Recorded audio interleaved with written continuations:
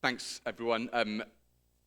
I want us to start actually with we're going to do a little quick poll this morning, and I want us just to see where we land. Okay, so we finish here this morning. You drive home. England have won the World Cup. Celebratory trip to IKEA on the way home to pick up some flat pack furniture. I don't know how you're going to celebrate, but and I want to ask, what type of person are you? Are you person A? If you have the instructions out, are you person A that before you get any of the stuff out, you carefully select the instruction manual, read through it cover to cover, put it to one side, ensure you have all the correct equipment, ensure if there's you know where your phone is in case you need to phone IKEA for any emergencies. All the pieces are laid out and carefully numbered before you start doing anything. Or are you more like person B, rip open the packaging, throw it all on the floor, instruction booklet can go in the bin, instructions are for dummies, I've got this. Okay, so which type of person are you? And I'm going to ask you to vote. Okay, so are you more like person A, carefully laid out instructions, hands up? Very good. Or are you more like person B, instruction booklets are for dummies? Very good. And now you can turn to the person next to you if they voted the other way, and you can judge them for their poor IKEA etiquette. See, and we're looking this morning at a text that we often think of as a bit of a kind of manual for life, a little bit of a rule book. It's what we know as the 10 Commandments. And I want to suggest this morning to you that what we're looking at this morning isn't just a kind of a rule book for life, a kind of list of good things that we should do, but actually that it contains clues to what we understand and know about what the nature of freedom is. Which might feel strange when you're thinking about rules, but what does it look like to live the free life? That's the text that we're going to look at this morning. And in fact, I'm going to ask Natasha to come up and read to us, and the text will be on the screen behind you. We're in Exodus chapter 20, starting at verse 1, and we're going to verse 17. Thank you. Hello. Yeah? Okay, great. It's Exodus 1, verses 1 to 17. Oh, no, Exodus 20, sorry. And God spoke all these words. I am the Lord your God, who brought you out of Egypt, out of the land of slavery. You shall have no other gods before me. You shall not make for yourself an image in the form of anything in heaven above, or on the earth beneath, or in the waters below. You shall not bow down to them or worship them. For I, the Lord your God, am a jealous God, punishing the children for the sin of their parents to the 3rd and 4th generation of those who hate me, but showing love to 1,000 generations of those who love me and keep my commandments.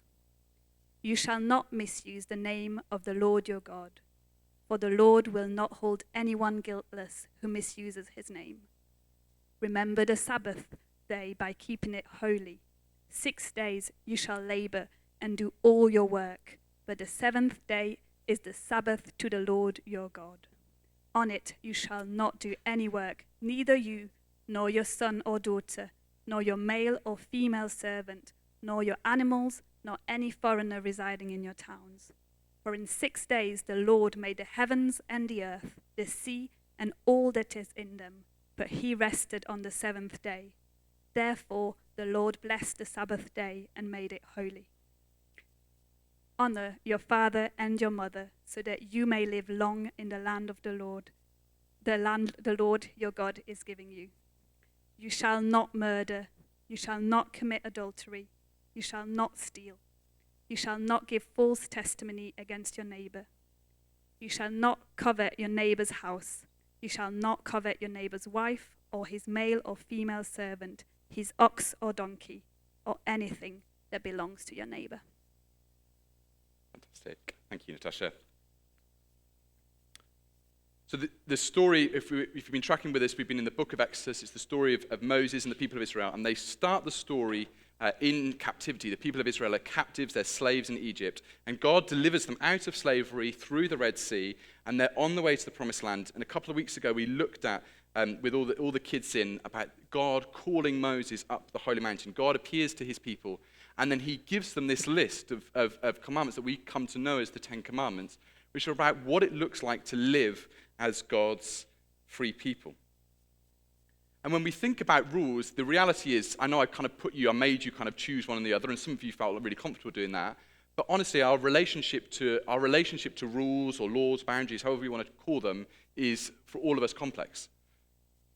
So, like, just example. So, a few years ago, when Beth and I were dating, we went to this wedding. It was a bit of a posh do, and there were some signs on the grass next to the grass that said, "Do not walk on the grass." So I see the sign, follow the rule, and walk carefully along the path. To my horror, I turned behind me to see Beth seeing the sign not as a kind of a rule to be followed, but an invitation to be broken, and she is sauntering across the middle of the lawn.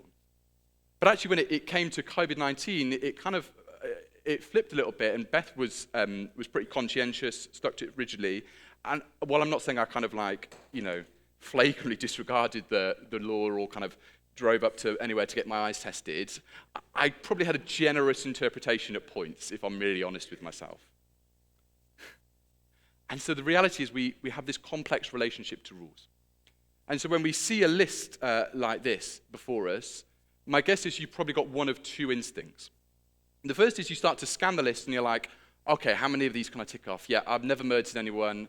No, never committed adultery. I was stealing. Listen, why I wasn't stealing. I kind of borrowed it for longer than I should have. False testimony. Do white lies count? And you kind of morally tot yourself up. How am I doing? And you kind of give yourself a score out of 10. Or the second instinct you have is you look at this list and you're like, why are we looking at a bunch of rules? I thought you said this was going to be about freedom. What's this got to do with it? Why should I follow all this list of rules that are in this old book? What's this got to do with me? And see, both of these initial instincts fall short in helping us understand the freedom that we ultimately are looking for. And freedom's a massive thing in our culture. We've gone to war over freedom. The Second World War is fought over Nazi tyranny. What became known as the War on Terror, George Bush called it Operation Enduring Freedom. When we came out of COVID, July the 19th, 2021, all the front pages splashed, it's Freedom Day, kind of the end of all restrictions. When we came out of the EU, regardless of how you felt about it, the festival was called Freedom Festival. We want freedom for ourselves and for our culture. It's a huge deal. And we see two options for us, often presented. The first of these is what I call just do you. You do you. John Stuart Mill, he's a famous political philosopher, hugely influential. He said this: liberty or freedom consists in doing what one desires. Freedom is this ability that I have to do what it is that I want to do with my time, my money, my possessions. Don't let other people tell me what to do. Don't let society or institutions, traditions or religion tell you what to do with your life. You do you. Look inside your heart and follow your desires. That's where freedom leads to. And we see this in the way that, and if there's a couple of dancers in the room, so you'll probably kind of correct me on this one, but we see this in the way in which we treat dance. So, Rich, can I invite you up? Yeah, I do, mate. Okay, so in a traditional society, or in ballroom dancing, you learn the moves. That's it, Rich. Very good. We've learned the moves, and we move in sync with one another and sync with the rest of the room. Not the best example. Maybe we'll find someone else. But thank you, mate. We could have another go later. If maybe you've watched them like Pride or Prejudice or Bridgerton or something, and you see them all in the room together, and it's not about kind of self-expression. It's about them following the moves and learning from one another and moving in sync. It's not about the individual choosing what freedom looks like. Whereas if you've ever seen me on a dance before, it's all about self-expression, the freedom of moving. And again, if you've ever seen me at a wedding, you know that wasn't a joke. That's actually how I dance. It's about me doing me. It's about me getting to choose how I express myself. And that's the plotline of pretty much every Disney movie. If you've seen The Greatest Showman, there's this scene where the love interest, and they come from kind of different class backgrounds, and they come together and they sing this song, "You be the one that I was meant to find. It's up to you, it's up to me. No one can say what we get to be. Why don't we rewrite the stars tonight?" It's up to you, it's up to me. We look inside of our hearts. Don't let society tell us who it is that we get to, what it is that we get to do, even who we get to love. Don't even the very nature of the cosmos, the stars can get rewritten if we follow our inner desires. And see, there's much to be celebrated about this approach to freedom. I'm really glad that I got to marry someone that I chose to marry, and you can decide whether Beth or I kind of change social class. That's up to you. I'm glad that I got to choose where it is that I live, what I do, that society gives me the freedom to do that. There's so much that is good. But if ultimate freedom and fulfillment are found from looking within, there are a couple of problems that we come across. The first is that relationships start to become something that become a potential curb on our freedom. If you have any kind of friendship or relationship with someone, they begin to impact on you in a way that curbs your freedom. If you've got your housemates and or a friend that you want to go out for dinner with, sometimes they get to choose the restaurant, sometimes you do. You don't get to choose all the time.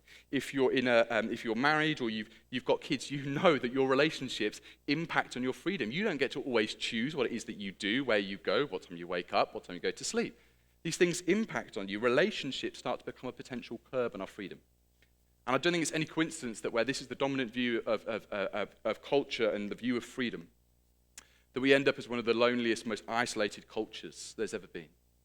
Every generation statistically kind of identifies that they have less close friends than previous generations. This view of freedom has impacts on the way in which we build relationships with one another. But also, we know that actually in life we need some kind of rules or boundaries in order just to navigate life. All right, Laura, we're going to play a game. It's called The Winner Takes It All. Are you ready? Okay, you'll move first. What do I do? She doesn't know what to do because she doesn't know the rules of the game, and that's the same in life. Like, we need some kind of rules to navigate not just the winner takes it all game, but actually to navigate life, to navigate relationships and friendships, to navigate the world around us. Rules and boundaries kind of become important. It's not just about doing what I want to do all the time. We know that. And so the second approach that comes in recognizes that what we do matters. That even within ourselves, we perhaps recognize that we're not where we want to be. And so the second approach is kind of increasingly dominant, and it's called, I've called it 10 Steps to Freedom. And if you want to know what this is about, just go to any bookshop, find the kind of the self-improvement aisle. This isn't my collection of books, by the way. And you start to see that there's a whole genre of books about improving yourself, learning a new technique, 12 Rules to Change Your Life, Jordan Peterson, Win Your Inner Battles, 30 Days to Change Your Habits, 30 Days to Change Your Life. My personal favorite up there is Your Miracle Morning, 6 Steps to Transform Your Life Before 8 a.m. And I know I'm a bit of a role model for you all, so here are my 6 habits to change much, transform your life before 8 a.m. Try and settle Felicity, she's woken up too early. Watch Bluey, watch Peppa Pig. Try tell Winnie she can't watch another episode of Bluey and Peppa Pig. Pick up the cereal off the floor, try and get ready for work.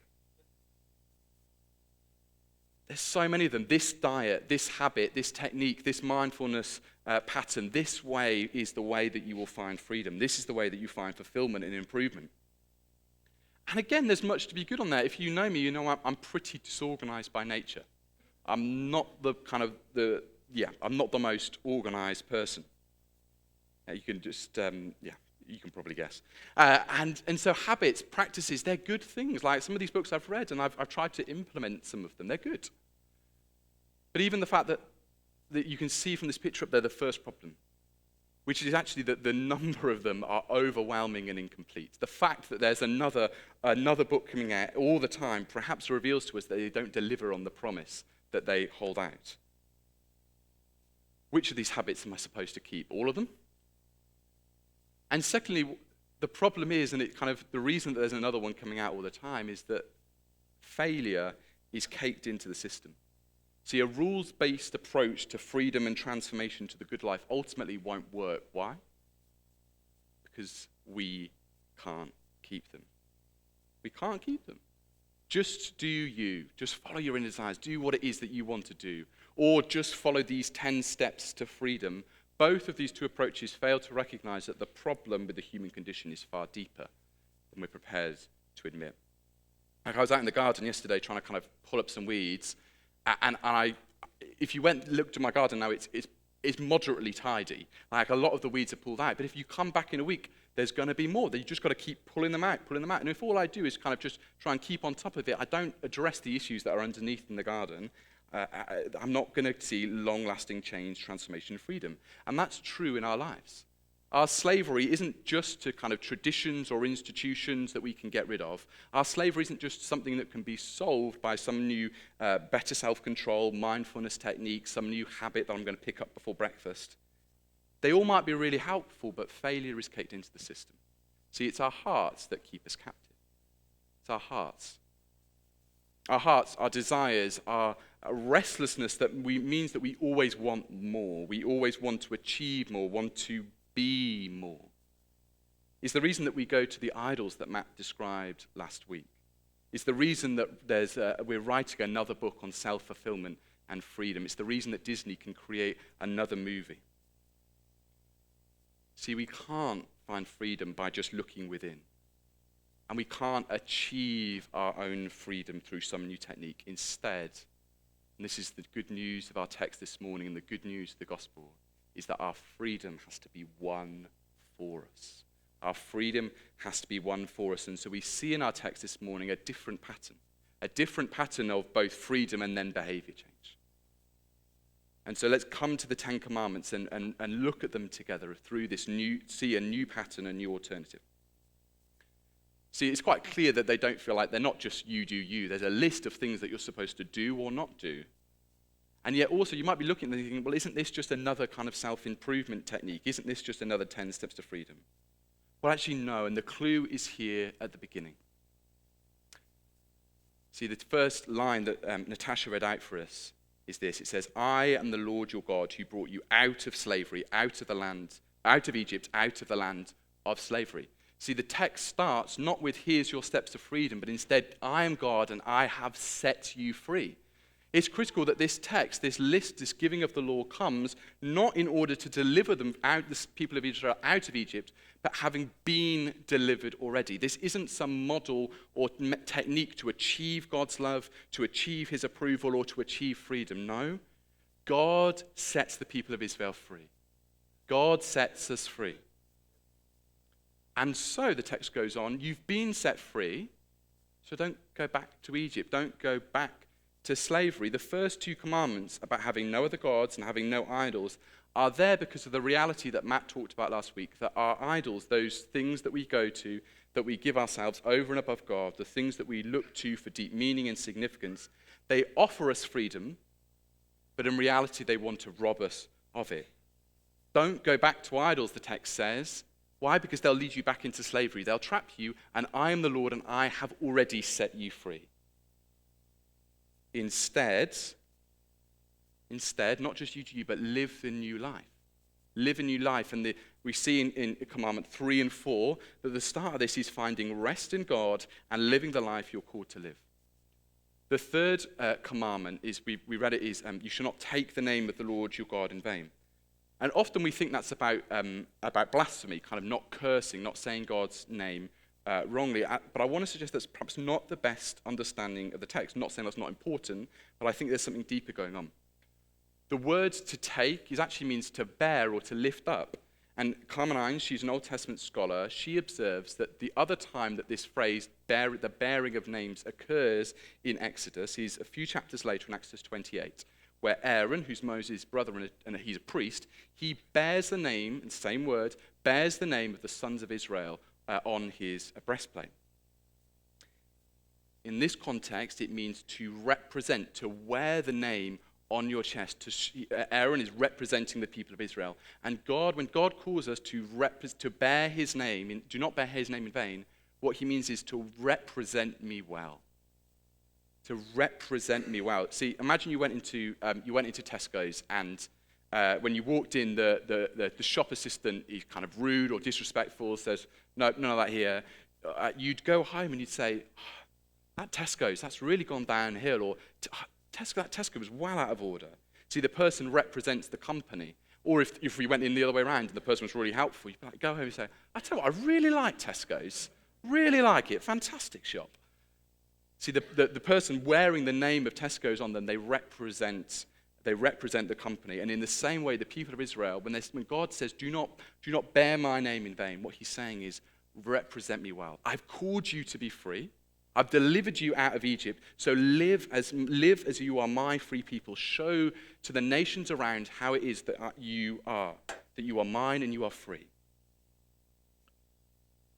Find life. The life that you're called to live is found in God. Commandment 4 is so helpful because when we think, all right, well, that's about some things that I've got to do, isn't it? Well, Commandment 4 shows us straight away that it starts with encounter, and it starts with rest. It says, remember the Sabbath day, and it says, God blessed the Sabbath day and made it holy. He blessed it and he made it holy. Why are those two things really important? See, blessing in the Old Testament is where life is found. When God blesses something, it produces life. And something that is holy is a place where God is. And so when it says God blessed the Sabbath day and he made it holy, what he's saying is this. He's saying it's holy, so it's where you meet me, and it's going to bring you life. Rest is found in encounter with God. Life is found in encounter with God. Freedom from the need to constantly produce more, be more, acquire more, do more is found in encounter with God. Sabbath rest isn't just about kind of stopping work for a day, coming to church and then watching the football. Sabbath rest is about encounter with God. Freedom, life, rest is found in encounter with God. Come to me, God says. Find rest. And from that place of rest and encounter, begin to live the life that I'm calling you to live as my people. Your freedom, God says, isn't just from something. It's not just from slavery in Egypt. It's for something. So commandments 5, 6, 7, 8, 9, 10 are all about life and community. Honor your father and mother. Do not murder. Do not commit adultery. Do not lie. Do not steal. They're a list given about what it looks like to live a free life in community with one another. And this last commandment is so helpful. Do not covet what is not yours. See, again, we start to kind of do the mental list in our head. Yep, not murdered, not stolen, not lied. But this last one reminds us that it's not primarily about something that we can manage. The list, the Ten Commandments, isn't just about things that we can control our behavior. To covet something is to want it at a deeper level. It's the heart again. See, it's about this desiring what is not yours. I wish I had their career. I wish I had their looks, their parenting style and patience, their house, their money, their hairstyle. I wish. And see, what this gets at is that you're not free to love your neighbor as yourself if you're still held captive by your coveting heart. If you're still just always desiring what isn't yours and what your neighbor has, you're not free to love your neighbor. And the final step in this different pattern is so good. It's such good news. It's such good news. I don't know whether when you've seen kind of pictures of Moses in the Ten Commandments, if you've ever seen them, they look like this. And Moses has got these kind of this list of commandments. I'm going to write around. And you're like, why has he got 2 tablets? And it says in the text that there's 2 tablets going on. And so often I was like, well, what is it? Is it just Moses who's got some really big handwriting? He couldn't fit all the 10 on one, so he had to go onto his second sheet. Is it? Maybe he's just up the mountain. There's only kind of small tablets up there. What's going on? Why is there 2 tablets? Well, see, the way that you made an agreement in the ancient world is that you had, can't do this, twisting, multitasking, my worst skill. I'd fail that commandment. You wrote down 2 copies. You had 2 tablets because you wrote down 2 copies. And when I make my agreement with Rich about how it is, our covenant about what it is to live together, I give Rich 1 copy and I take the other copy. And he keeps his and I keep mine. And we look and we keep a record of them to know that both sides are going to keep the agreement. So what happens to these two tablets? See, all 10 commandments are on both tablets. And so you'd think Israel gets 1 and God gets to keep the other. But where do the tablets go? They get placed in this thing called the Ark of the Covenant. And that ark goes in the center of the tabernacle, God's temple, the place where God dwells. And what that shows us is the reason that God keeps both tablets is because God keeps both sides of the covenant. God keeps both sides of the covenant. It's not Israel trying to keep one and keep God loving them. Israel cannot keep both sides of the covenant. God recognizes that while he's going to keep up his end of the bargain, the people of Israel won't do the same. And so God commits to keeping both sides. He takes home both tablets and they're placed with him. God keeps both sides of the covenant because we can't do it. And so we see this same pattern in the person of Jesus, and we'll come to land as we go through this. See, it's the same pattern in the person of Jesus. Jesus sets us free. Paul, when he's writing to a group of Christians who are kind of struggling with what it means to live the free life, and says this, he says, it is for freedom that Christ has set you free. Freedom from the captivity and slavery, not just to being slaves in Egypt, but freedom from the place which we find ourselves, freedom from our past mistakes, our current struggles, and our future failings. It is for freedom that Christ has set you free, but Paul goes on with exactly the same pattern. Stand firm, therefore, and don't go back to idols. Don't submit again, Paul says, to the yoke of slavery. He finishes his sentence reminding us that it's not just that God has set us free, but because he has set us free, don't go back to idols. Don't go back to slavery. Instead, the person of Jesus offers us rest and life in him. Come to me, Jesus says, all you who are weary and burdened, and I will give you rest. Come, find rest in me so that you will live the life that I'm calling you to live. You're set free, God says. So don't just do you. Instead, love your neighbor. Paul writes on, you are called to be free. Do not use your freedom to indulge the flesh. Don't just you do you, whatever you want. Instead, you have a new pattern. Serve one another in love, for the entire law is fulfilled in keeping this commandment. Love your neighbor as yourself. And you notice here he says it again, if you bite and devour one another, watch out, or you'll be destroyed by one another. What Paul's saying is saying exactly the same thing that we saw in the Ten Commandments. You're not free to love your neighbor if you're still held captive by your coveting heart. If you're still kind of biting after, chasing after what it is that the other person has, if you're not satisfied, watch out, because you'll end up destroying one another like a Wagatha Christie trial. Love your neighbor, and again, remember, is that God keeps both sides. See, Jesus is God in human flesh. He's both the one who gives us the law and the one who keeps it fully. He's the one who loves God alone. He's the one who, when tempted with other idols, rejects their law. He's the one who is the Lord of the Sabbath. He is the one who doesn't take the name of the Lord in vain, but lives out fully the vocation that God called him to live. Jesus is the one who lives a life of love of neighbor to those around him. And Jesus is the one who both fulfills the law, who lives the life that we could never live. And having lived that life, he dies on a cross, taking upon himself all the times that we totally fail to live by these 10 words. And the good news is that he offers us his Spirit. He says, come and find life in me. Come find life in a transformed life with a heart set free and empowered to live a new life. And that's the good news of the Christian gospel. If you're searching for freedom, Jesus says, come find it in me and live the empowered life as I give you my Spirit. A life of contentment and gratitude, not chasing after what other people have. A life of loving relationships with one another. A life of deep rest from the restlessness of our heart and their search from satisfaction. See, we're all searching for freedom. Either looking within ourselves, just trying to follow our desires, or perhaps searching for some new technique to change the way that we are. In the person of Jesus, he offers us a different pattern, a different alternative. See, it's Jesus who offers you the chance to be set free from slavery to idols. It's Jesus who offers you rest. It's Jesus who offers you a chance to live life in all its fullness, the free life, the good life. And it's Jesus who, when we fall so far short, when we recognize within ourselves that we could never keep these 10 commands, that he says, I'm going to keep both sides for you. I take it on myself and I keep both sides. Can we stand together and invite the band to come back up?